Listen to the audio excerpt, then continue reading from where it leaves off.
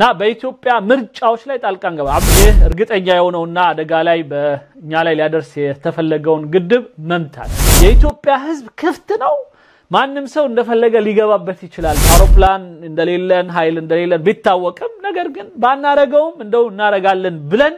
በማስወራት ኢትዮጵያ ላይ ጫና ማድረግ እንችላለን ዛሬ ነገ ያላችሁ ለቆያችሁ ቤት ፈላጊዎች በሙሉ እነሆ የመጨረሻ እድል ዲኤምሲ ሪል ስቴት በመሃል አዲስ አበባ ለቡ መብራት ኃይል በ65000 ካሬ ሜትር ላይ ያስገነባ ያለውን ሂልሳይድ መኖሪያ መንደር የመጨረሻውና ተመራጭ የሆነውን ብሎክ ለሽያጭ አቅርቧል እስከ ሰኔ 5 ቀን ብቻ በሚቆይ ታላቅ ቅናሽና በ8% ቅድመ ክፍያ የቤት ባለቤት ይሁኑ ይሎታል ከሰኔ 6 ጀምሮ 78000 የነበረው የአንድ ካሬ ዋጋ ወደ 107000 ብር ከፍ የሚል መሆኑን እና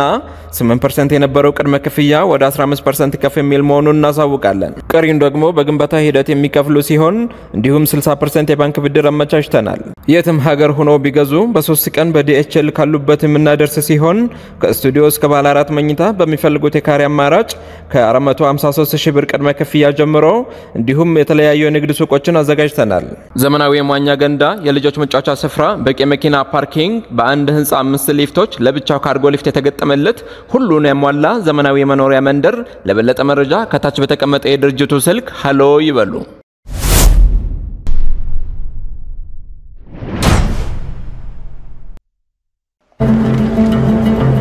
እንግዲህ ይሄ የዩኒቲ قصر ሚሉት ነው قصر الاتحادية ይባላል ዋናው ቤተ መንግስት ነው ማለት ነው يعني انا اروح اثيوبيا واقعد معاهم يقولوا لي مفيش مشكله እኔ ኢትዮጵያ ሄጄ ከነሱ ጋር ቁጭ ስል ይሄ ሙርሲ መሆኑ ነው ከነሱ ጋር ቁጭ ብዬ በመወያይበት ወቅት ምንም ችግር የለም ይሉኛል وانتوا هنا تاكدوا لي ان مشكلتهم كانت مع مبارك እናም እናንተ ደግሞ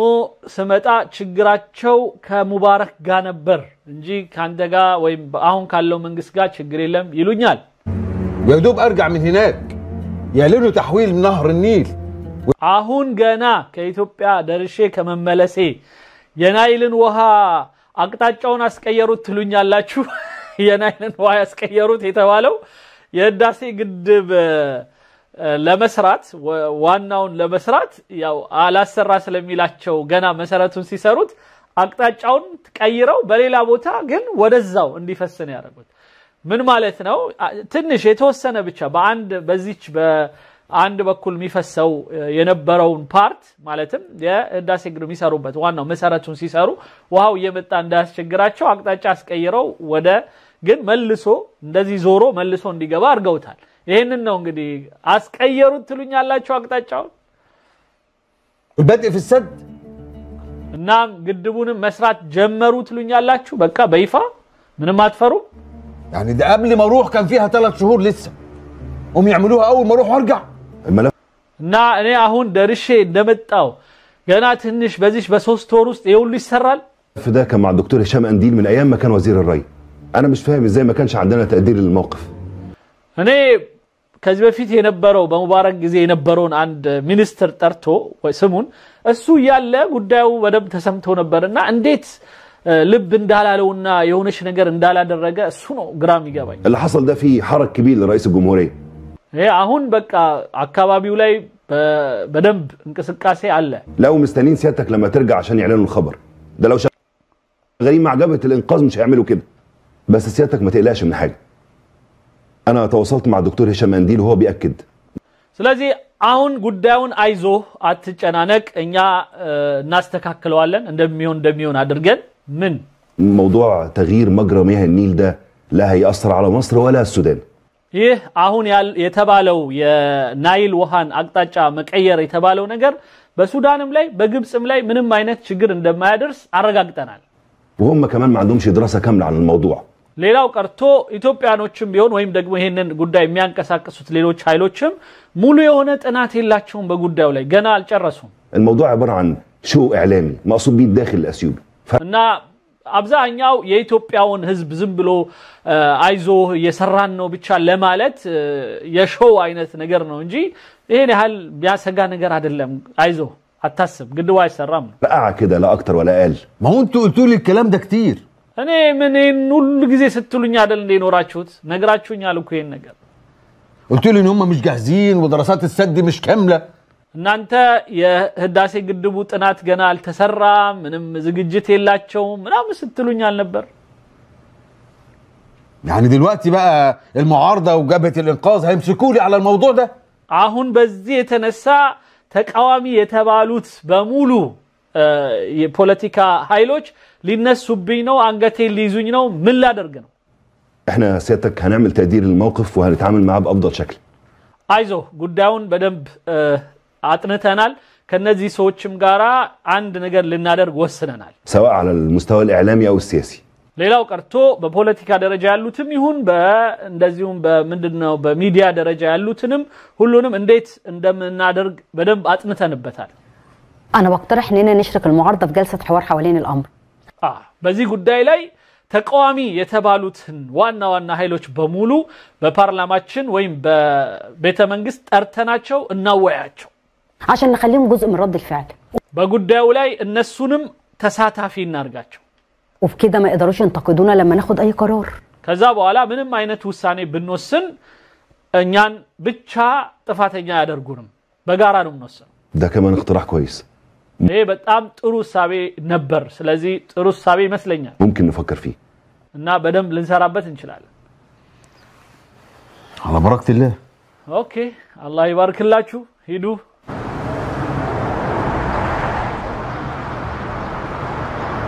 ماهر نفذ اللي مطلوب منه وقدم معلومات عن حافظ وسيد لماركو وماركو طلب منه انه يطور علاقته بيهم وابتدى فعلا يطور علاقته بيهم وقال لماركو ان هم مسيطرين ويقدروا ينقلوا اي حاجه من ليبيا للقاهره.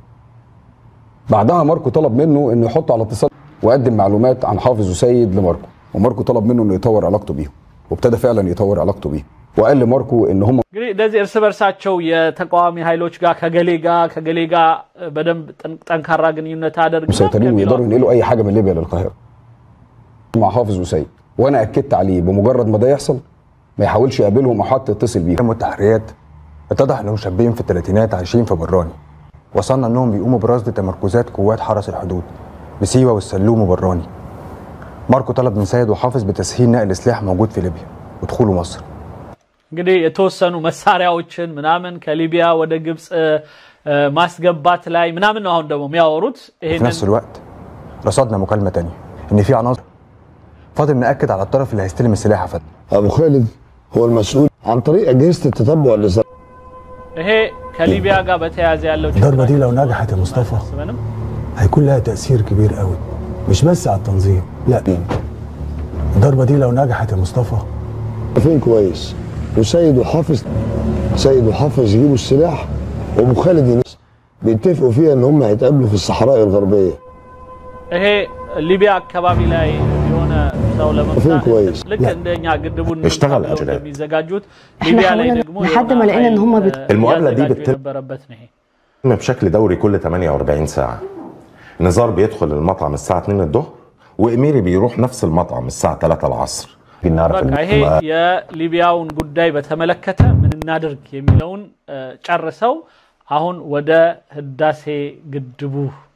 ጉዳይ ልንገባ ነው። እሱ ሁለተኛው ክፍል ላይ ስለሆነ እሱን አሁን ላሳያችሁ።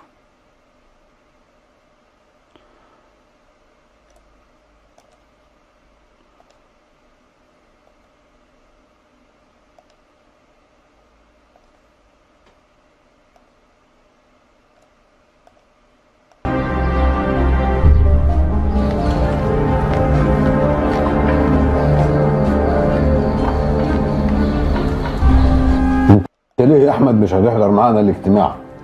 الدكتوره بكنام والدكتور خالد الأزاز هيكونوا مع حضرتك. انا بس كنت عايز ابلغ حضرتك بحاجه مهمه جدا.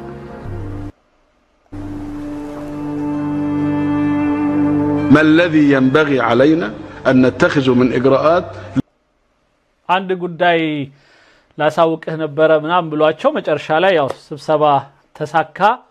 ስለዚህ እንትኖቹ በሙሉ ማለት እነዚህ ተቃዋሚ ምናም የሚባሉት በሙሉ ተጠሩ። ስለዚህ ምንድን እናደርግ ይላል ሙርሲ ما الذي ينبغي أن نفعله تجاه هذا السد سد النهضة ويهداسي قدام بتملكته من عندما نادرج ከናንተ ጋራ ለመወያየት ፈልገን ነው ይላል። ዛሬ ነገ ያላችሁ ለቆያችሁ ቤት ፈላጊዎች በሙሉ እነሆ የመጨረሻ እድል ዲኤምሲ ሪል ስቴት በመሃል አዲስ አበባ ለቡ መብራት ኃይል በ65000 ካሬ ሜትር ላይ ያስገነባ ያለውን ሂልሳይድ መኖሪያ መንደር የመጨረሻውና ተመራጭ የሆነውን ብሎክ ለሽያጭ አቅርቧል። እስከ ሰኔ 5 ቀን ብቻ በሚቆይ ታላቅ ቅናሽና በ8% ቅድመ ክፍያ የቤት ባለቤት ይሁኑ ይሎታል። ከሰኔ 6 ጀምሮ 78000 የነበረው የአንድ ካሬ ዋጋ ወደ 107000 ብር ከፍ የሚል መሆኑን እና 8% የነበረው ቅድመ ክፍያ ወደ 15% ከፍ የሚል መሆኑን እናሳውቃለን። ቀሪውን ደግሞ በግንባታ ሂደት የሚከፍሉ ሲሆን እንዲሁም 60% የባንክ ብድር አመቻችተናል። የትም ሀገር ሆኖ ቢገዙ በ3 ቀን በዲኤችኤል ካሉበት የምናደርስ ሲሆን ከስቱዲዮ እስከ ባለ 4 መኝታ በሚፈልጉት የካሬ አማራጭ ከ453000 ብር ቅድመ ክፍያ ጀምሮ እንዲሁም የተለያዩ የንግድ ሱቆችን አዘጋጅተናል። ዘመናዊ የሟኛ ገንዳ፣ የልጆች መጫወቻ ስፍራ፣ በቂ መኪና ፓርኪንግ፣ በአንድ ህንጻ 5 ሊፍቶች፣ ለብቻው ካርጎ ሊፍት የተገጠመለት ሁሉን ያሟላ ዘመናዊ የመኖሪያ መንደር። ለበለጠ መረጃ ከታች በተቀመጠ የድርጅቱ ስልክ ሃሎ ይበሉ። ለضمان عدم الاضرار او الضرر بنا በእኛ ላይ ምንም አይነት ጉዳት እንዳይደርስብን እርግጠኛ ለመሆን اي شكل من الاشكال በምንም መልኩ استعانة بالمخابرات እኛ ሰላዮቻችንን እና ደህንነቶች አንዳንድ የወታደር ደህንነቶቻችንን በማዘጋጀት لهدم اي سد يقام اذا كان فيه هذه الخطوره المحققه على ይህ እርግጠኛ የሆነውና አደጋ ላይ በእኛ ላይ ሊያደርስ የተፈለገውን ግድብ መምታት ይሄ አንደኛው መፍትሄ ነው። مصر لأن بعض الخبراء قالوا ان بناء هذا السد ምክንያቱም አንዳንድ ልምድ ያላቸውና ጉዳዩን ያጠኑ ሰዎች እንደተናገሩት ይህ ግድብ ማለት يعتبر حاله اعلان حرب على مصر በእኛ ላይ ጦርነት እንደማወጅ ስለሆነ ኦሬዲ ጦርነት ውስጥ መግባት እንችላለን። تروح فرقاطات تزور باب المندب عدن يروح وزير እኔ የሚታየኝ አንዳንድ የተወሰኑ ይሄ የጦር መርከብ ትናንሾቹ ማለት ነው በባበል መንደብ በኩል ተልከው እንግዲህ ያው በኤርትራና በኢትዮጵያ መሃል ማለት ነው ሄደው الدفاع فقد الحدود اللي عند السودان جنب اثيوبيا ከዛ ሱዳንና ኢትዮጵያ ድንበር አካባቢ ላይ ሄደው ይሄ ለዚህ ነው ከዚህ በፊት የባህር በራችንን ማጽዳት የባህር በራችን ላይ የኛን ኃይል ማስቀመጥ የባህር በራችን ላይ በተለይ ባበል መንደብ አካባቢ ላይ የኢትዮጵያ ምንድነው ይባለው የባህር ኃይል እዛ አካባቢ መምጣቱ የማይፈለግበት ዋና እንትኑ ይሄ ነው እና ለምን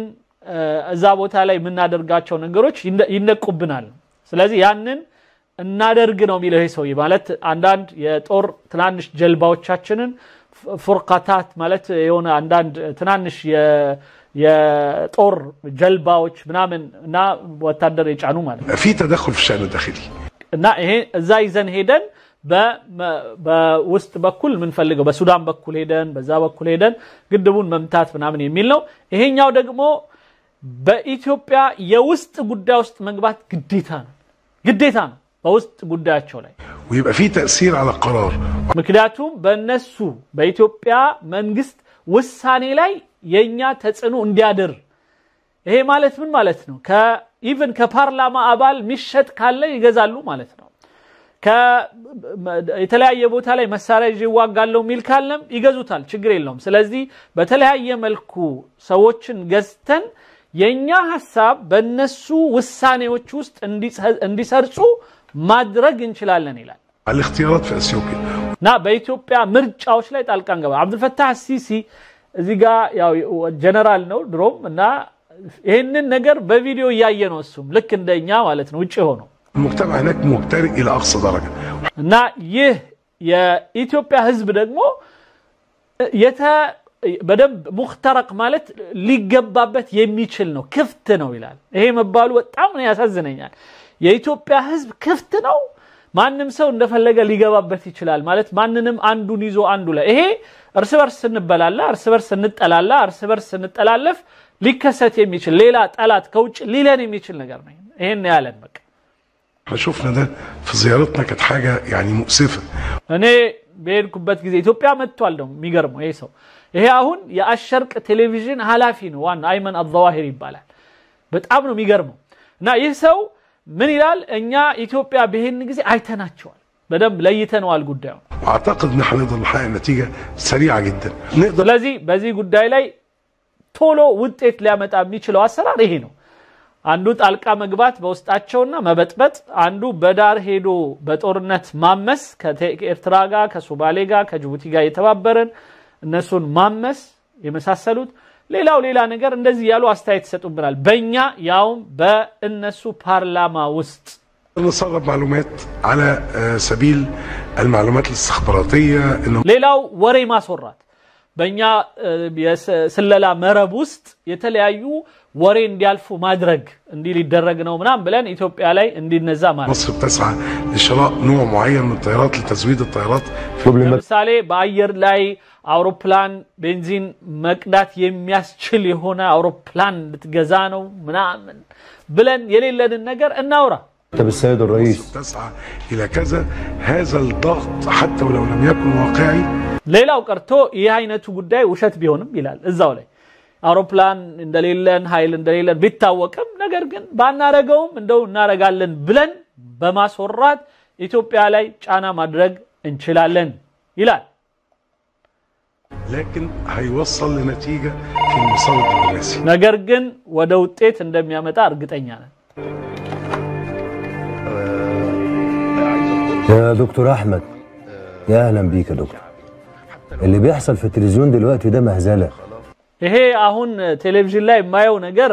መቀለጃ ነው እየቀለዳችሁ ነው ማለት በጣም አዋራጅ ነገር ነው የምትሰሩት وهيسبب لمصر اضرار كبيره جدا በግብጽ ላይ ከፍተኛ ጉዳትን ያመጣል في الملف ده በዚህ ፋይል ላይ من فضل حضرتك الاجتماع ده لازم يتوقف فورا ይሄ ስብሰባ አሁኑኑ መቆም አለበት اتفضل يا فندم ቶሎ በል